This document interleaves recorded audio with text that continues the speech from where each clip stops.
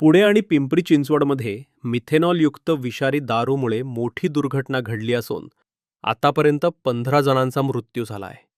गेल्या 2 दिवसात पुणे, हडपसर, दापोडी, फुगेवाडी आणि चतुःशृंगी परिसरातील नागरिकांचा काही तासांच्या अंतराने मृत्यू झाल्याने संपूर्ण परिसर हादरला आहे.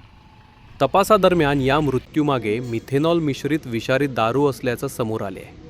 या प्रकरणी मुख्य आरोपी कर्नल सिंग विरखा याच्यासह 8 जणांना अटक करण्यात आली आहे. आरोपी योगेश वानखेडे याने मुंबईवरून विनापरवाना इथेनॉल आणून त्यापासून विषारी दारू तयार केल्याची कबुली दिली आहे. ही दारू पुण्यातील विविध भागातील विक्रेत्यांना पुरवण्यात आल्याची माहिती पोलिसांनी दिली आहे.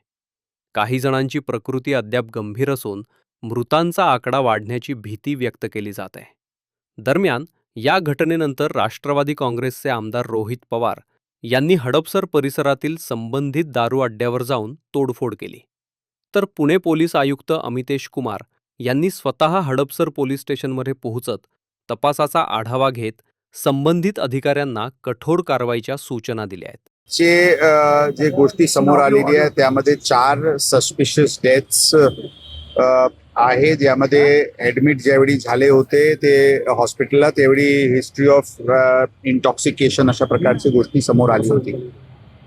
या सर्व विक्टिम्सचे पोस्टमॉर्टम झालेली आहे आणि त्याचे व्हिसरा पण प्रिझर्व करण्यात आलेले आहे. व्हिसरा इमिजिएटली FSL ला पाठवण्यात आलेले आहे.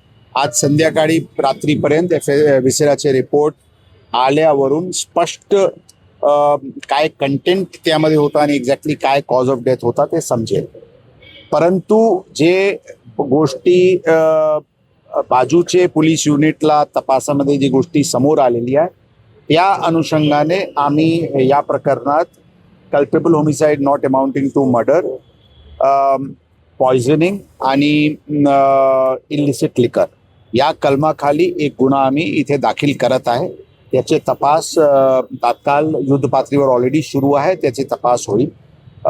नक्की याचे जसं मी सांगितले व्हिसरा रिपोर्ट आल्यानंतर एक्झॅक्टली काय झाला त्यावर कळेल.